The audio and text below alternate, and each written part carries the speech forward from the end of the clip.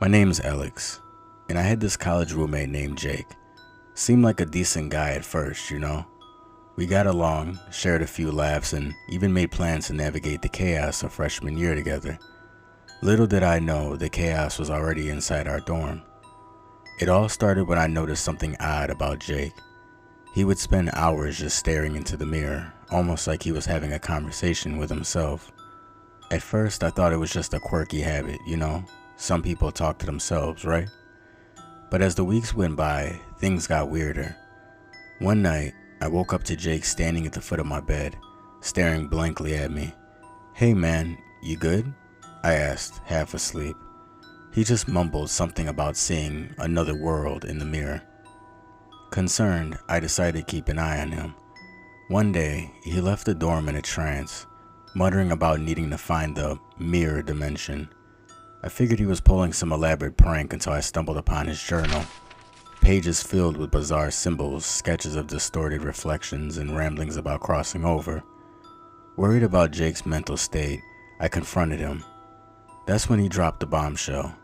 He believed our reflections were trying to take over our lives. He claimed he'd seen his reflection moving independently and was planning to swap places with him. I thought he'd lost it, but then strange things started happening. I'd catch glimpses of my reflection smirking at me, its movements out of sync with mine. The paranoia set in, and I began questioning my own sanity. The climax came when I found Jake in front of the mirror, chanting in a language I couldn't understand. His reflection grinned wickedly, and suddenly the room plunged into darkness. When the lights flickered back on, Jake was gone, leaving only a sinister laughter echoing in the room. In the weeks that followed, I became obsessed with mirrors, convinced my reflection was plotting against me. The twist? Jake's reflection was now my roommate, living my life, and I was trapped in a mirror dimension.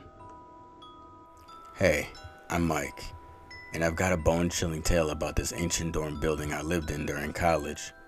The dorm's elevator was practically an antique, older than the campus itself. They said it held stories, and boy, did I find out just how true that was.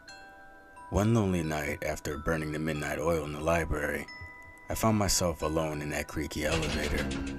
As I pressed the button for my floor, the doors groaned and hesitated before finally closing. The elevator jerked to life, moving slower than a snail. Odd things started happening. The floor numbers flickered like fading stars, and the soft hum of the elevator transformed into haunting whispers. I figured it was just an old machine playing tricks until it stopped on a floor I didn't recognize. The doors opened to reveal a dimly lit hallway that seemed to stretch into eternity. My curiosity got the best of me, and against my better judgment, I stepped out. The hallway was lined with countless doors, each bearing a nameplate of a college student, past and present. As I ventured deeper, the whispers grew louder, revealing snippets of students' lives. Laughter, cries, and the echoes of forgotten conversations. It was like I had stumbled upon a ghostly collage of college life, frozen in time. Intrigued, I reached the door with my name on it. Upon opening it, I saw glimpses of my future, a future painted with regret, missed opportunities, and a pervasive sense of loneliness. Terrified, I sprinted back to the elevator, but it refused to budge. The whispers escalated into anguished wails, and the walls seemed to close in. Just when I thought I was trapped in some nightmarish limbo, the elevator jolted back to life.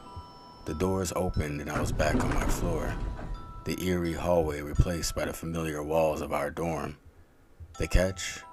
The future I glimpsed haunted me, an ever-present specter urging me to make choices that would alter my destiny.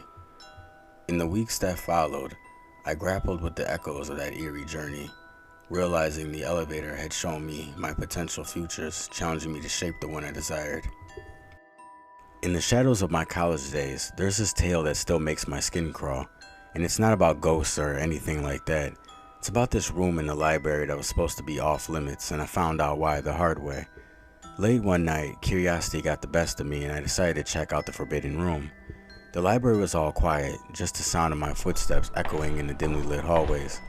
As I opened the creaky door to that room, a chill ran down my spine, but I brushed it off. The room was unlike anything I'd seen before. It was freezing, even though it was summer, and the air felt heavy. There was this old book on a dusty table, and it looked like it hadn't been touched in centuries. Against my better judgment, I opened it. The pages were filled with strange symbols and drawings, and as I flipped through them, I felt this weird vibe, like I wasn't alone. Suddenly, the room got darker, and I heard this low growl that made my heart race. I tried to close the book, but it was like an invisible force was keeping it open. Out of nowhere, the shadows in the room started moving. They twisted and contorted into these monstrous shapes that seemed alive.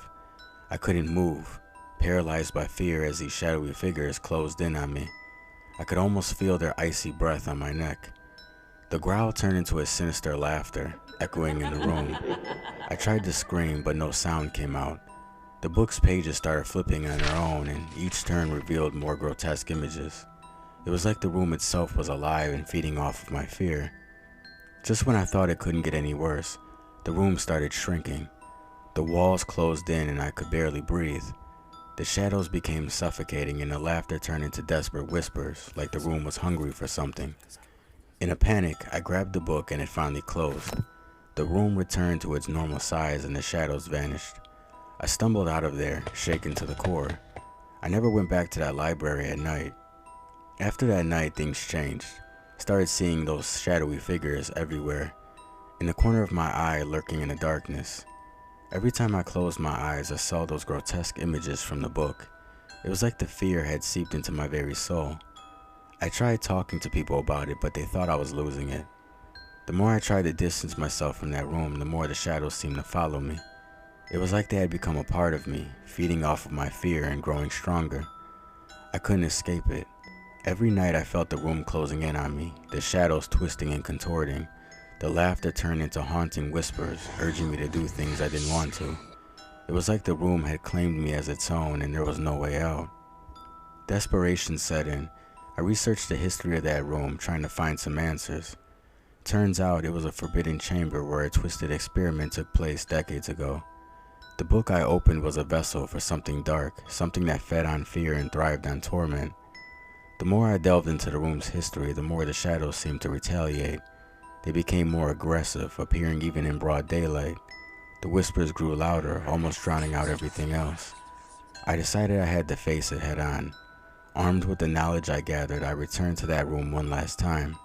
The air was thick with malevolence as I opened the book again. The shadows moved and the laughter echoed, but this time I was ready. I recited an incantation I found in my research, a desperate plea to break free from the clutches of that room. The shadows resisted, but with each word their grip weakened. The whispers turned into agonized screams and I felt a surge of power coursing through me.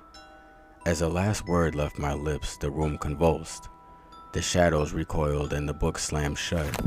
The malevolence that had plagued me for so long lifted and the room returned to its dormant state. But the scars remained. The shadows still lingered, but they were no longer a force to be reckoned with. I left that room, knowing I had faced something beyond comprehension and emerged changed. People may not believe my story, and that's okay. The shadows are gone, but the memories linger, a constant reminder of the darkness that can lurk in the most unexpected places. And every now and then, when I close my eyes, I can still hear the haunting whispers, a testament to the nightmare that was once my reality.